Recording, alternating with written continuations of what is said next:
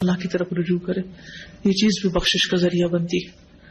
کچھ اور اعمال ہیں جو گناہوں کو مٹانے والے ہیں۔ نمبر 1، اذان سنتے وقت اللہ کا ذکر کرنا۔ سیدنا سعد بن ابی وقاص رضی اللہ عنہ رسول اللہ صلی اللہ علیہ وسلم سے بیان کرتے ہیں کہ آپ نے فرمایا، جو شخص مؤذن کے کلمات سن کر کہے اشہد ان لا الہ الا اللہ وحدہ لا شریک لہ وان محمدا عبدہ ورسولہ رضیت باللہ ربا وبمحمد رسولا وبالاسلام دینا، میں گواہی دیتا ہوں کہ اللہ کے سوا کوئی معبود حقیقی نہیں، وہ اکیلا ہے، اس کا کوئی شریک نہیں، اور یہ کہ محمد صلی اللہ علیہ وسلم اس کے بندے اور رسول ہیں۔ میں راضی ہو گیا اللہ کے رب ہونے پر اور محمد صلی اللہ علیہ وسلم کے رسول تسلیم کرنے پر اور اسلام کو دین اختیار کرنے پر، تو اس کے گناہ بخش دیے جاتے ہیں۔ لیکن افسوس کے ساتھ یہ کہنا پڑتا ہے کہ بہت سے لوگ اذان ہو رہی ہوتی ہے اور وہ باتوں میں ہی لگے رہتے ہیں، یا ٹی وی دیکھتے رہتے ہیں، یا اذان ہونے لگتی تو ٹی وی کا چینل چینج کر دیتے ہیں، یا اذان سے انہیں کوئی دلچسپی نہیں ہوتی، گویا بس ایسے ہی کوئی جیسے شور کر رہا ہے اور وہ اس سے فارغ ہونا چاہتے ہیں۔ تو اذان جو ہے وہ بھی بخشش کا ذریعہ ہے، اگر اس کو سن کے جواب دے کے آخر میں یہ دعا پڑھی جائے۔ نمبر 2، وضو۔ سیدنا عثمان بن عفان رضی اللہ عنہ بیان کرتے ہیں کہ رسول اللہ صلی اللہ علیہ وسلم نے فرمایا، من تودع فاحسن الوضوء خرجت خطاياه من جسده حتى تخرج من تحت اظافره، جو شخص وضو کرے اور اچھے طریقے سے وضو کرے تو اس کے گناہ اس کے جسم سے نکل جاتے ہیں، یہاں تک کہ اس کے ناخنوں کے نیچے سے بھی خارج ہو جاتے ہیں۔ تو اس لیے شوق سے وضو کرنا چاہیے، محبت سے، پوری خوشی کے ساتھ، کیونکہ بہت سے لوگ وضو کرنے سے گھبراتے ہیں یا وضو کو ایک بوجھ سمجھتے ہیں۔ تو آپ وضو کریں تو یہ سوچیں کہ یہ میرے گناہوں کو دھونے کا ذریعہ ہے۔ نمبر 3، نماز۔ سیدنا ابو ہریرہ رضی اللہ عنہ بیان کرتے ہیں کہ انہوں نے رسول اللہ صلی اللہ علیہ وسلم کو فرماتے ہوئے سنا، ارأیتم لو ان نہرا بباب احدکم یغتسل فیہ کل یوم 5 هل يبقى من درنه شيء؟ قالوا لا يبقى من درنه شيء قال فذلك مثل الصلوات الخمس يمحو الله به الخطايا۔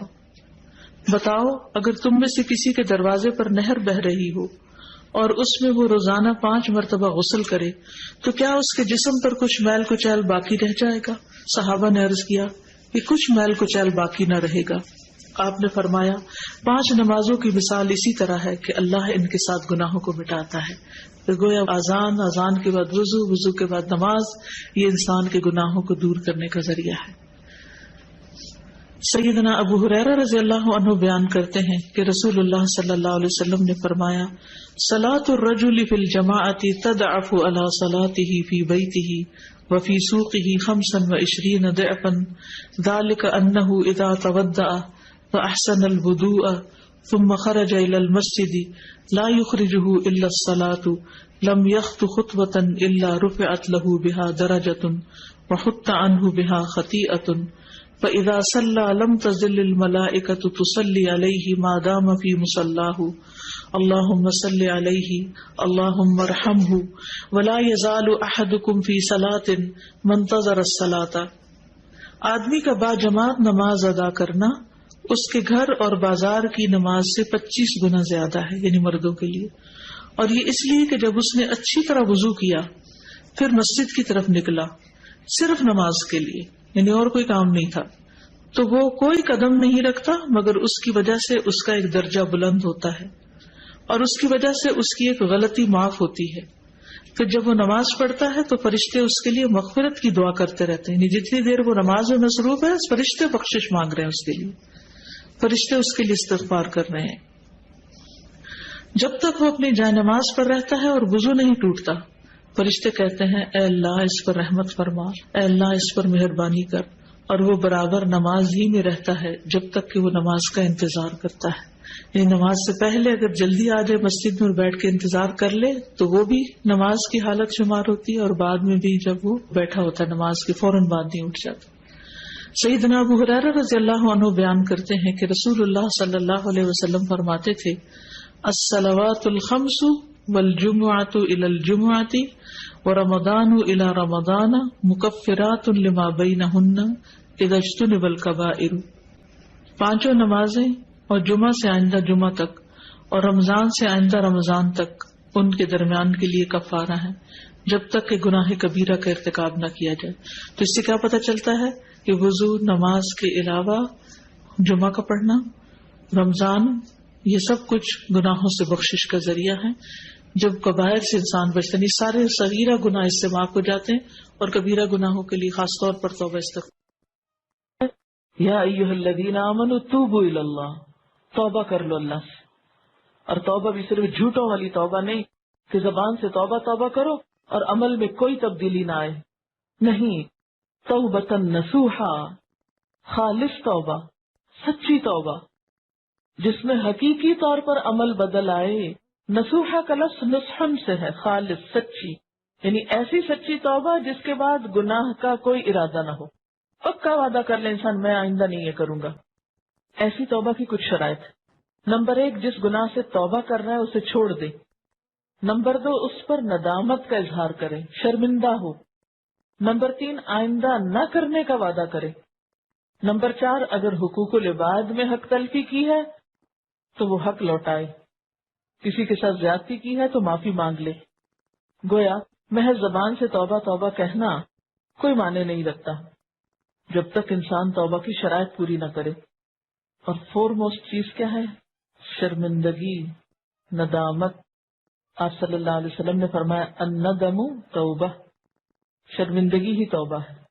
یعنی جو شرمندہ ہو جائے اپنے ماضی کے کسی فعل پر، گویا اس نے توبہ کر لی۔ ایک اور جگہ پر آتا ہے کہ ایک صحابی نے کہا کہ سچی توبہ یہ ہے کہ آدمی رجوع کرے اور پھر اس فعل کو نہ دہرائے، تو نتیجہ کیا ہوگا؟ عسیٰ ربکم ان یکفر عنکم سیئاتکم، بعید نہیں، امید ہے کہ اللہ تمہاری برائیاں تم سے دور کر دے گا۔ عسیٰ یعنی جب تم توبہ کرو گے تو پھر تمہیں امید دلائی جاتی ہے کہ وہ توبہ قبول کر لے گا۔ بخشش مانگنا، استغفار پڑھنا، اللہ سے توبہ کرنا دنیا کی نعمتوں کو حاصل کرنے کا ذریعہ بھی ہے اور آخرت کی بھلائی کا ذریعہ بھی ہے۔ سورۃ نوح میں اللہ سبحانہ و تعالی فرماتے ہیں، حضرت نوح علیہ السلام نے اپنی قوم کو استغفار کرنے کو کہا، اور کیا کہا؟ فَقُلْتُ اسْتَغْفِرُوا رَبَّكُمْ، میں نے اپنی قوم سے کہا کہ اپنے رب سے استغفار کرو، اپنے رب سے معافی مانگو۔ تو نتیجہ کیا ہوگا؟ انہو کان غفارا، بے شک وہ بہت زیادہ معاف کرنے والا ہے۔ یرسل السماء علیکم مدرارا، تم پر آسمان سے خوب بارشیں برسائے گا، آسمان کو تم پر برسنے والا بنا دے گا۔ وَيُمْدِدْكُمْ بِأَمْوَالٍ وَبَنِينَ، تمہیں مال اور بیٹوں سے مدد دے گا۔ وَيَجْعَلْ لَكُمْ جَنَّاتٍ، تمہارے لیے باغات بنائے گا۔ وَيَجْعَلْ لَكُمْ أَنْهَارًا، اور تمہارے لیے نہریں جاری کر دے گا۔ آپ دیکھیں کہ ایک انسان کی خواہش کیا ہوتی ہے کہ اس کو کیا کچھ ملے، یعنی رہنے کا مقام اور حالات جو ہیں وہ پرسکون ہو، پھر اس کے بعد یہ کہ مال ہوں، بیٹے ہوں، باغ ہوں، اور زندگی کی اور آرائشیں اور نعمتیں ہوں۔ یہ ساری چیزیں کہاں سے ملتی ہیں، کیسے ملتی ہیں؟ استغفار سے ملتی ہیں۔ عام طور پر لوگ پریشان ہوتے ہیں، دکھی ہوتے ہیں۔ مثلا ایک شخص ایک بزرگ کی محفل میں آیا اور اس نے کہا کہ میرے حالات بہت تنگ ہیں، مجھے بہت پریشانی ہے، میرا رزق بہت تنگ ہے، تو آپ مجھے کوئی وظیفہ بتائیے۔ تو انہوں نے اس کو کہا کہ کثرت سے استغفار پڑھو۔ دوسرا آیا، اس نے کہا بچوں کی شادی نہیں ہوتی، تو آپ نے اس کو بھی کیا بتایا کہ کثرت سے استغفار کرو۔ تیسرا آیا تو کہنے لگا کہ بہت قحط سالی ہے، فصلیں اچھی نہیں ہوتی، تو آپ نے اس کو بھی استغفار کا بتایا۔ تو کسی نے ان سے پوچھا کہ بھائی 3 لوگ آپ سے 3 ڈفرنٹ مسئلے لے کر آئے ہیں، اپنی پریشانیاں لے کر آئے ہیں، آپ نے تینوں کو ایک ہی چیز بتائی ہے۔ تو اس پر انہوں نے یہی سورۃ نوح کی آیت پڑھ کر سنائی کہ دیکھو یہ قرآن میں اللہ کا وعدہ ہے اور اللہ کا وعدہ سچا ہے۔ اللہ تعالیٰ کی بات سے بڑھ کر سچی بات کس کی ہو سکتی ہے؟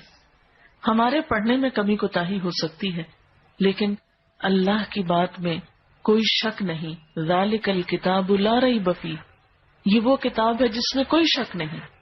لیکن یہ ہے کہ بعض اوقات ہم خود پڑھنے میں کوتاہی کر دیتے ہیں، تو جن کا رشتہ نہ ہو رہا ہو وہ بھی، جن کا ہو چکا ہو اور شادی کے پرابلمز ہو وہ بھی، جن کا ہو چکا اور پھر بچے نہ ہو وہ بھی، ان سب کے لیے ایک ہی وظیفہ ہے، اور وہ کیا ہے؟ استغفار کا۔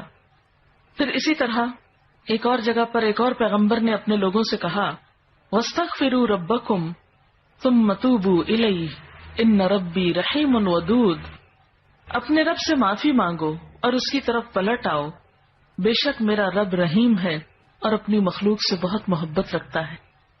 یعنی جب کسی بندے پر کوئی تکلیف آتی ہے تو ایسا نہیں کہ اللہ تعالیٰ اس پر خوش ہوتے ہیں اور جان بوجھ کے ستانا چاہتے ہیں بندوں کو، اللہ تو بندوں کے حق میں بہت مہربان ہے۔ پھر سوال یہ پیدا ہوتا ہے کہ تکلیف آتی کیوں؟ اگر وہ ہم سے محبت کرتا ہے اور وہ بہت مہربان ہے، تو بات یہ ہے کہ کچھ چیزیں ہم اچھے حالات میں سیکھتے ہیں اور کچھ چیزیں ہم ہارڈ شپ سے سیکھتے ہیں۔ کچھ نعمتوں کی قدر ہم اچھے طریقے سے ویسے ہی کر لیتے ہیں، اور کچھ چیزوں کی قدر ہمیں اس وقت آتی ہے جب کوئی مشکل پیش آتی ہے۔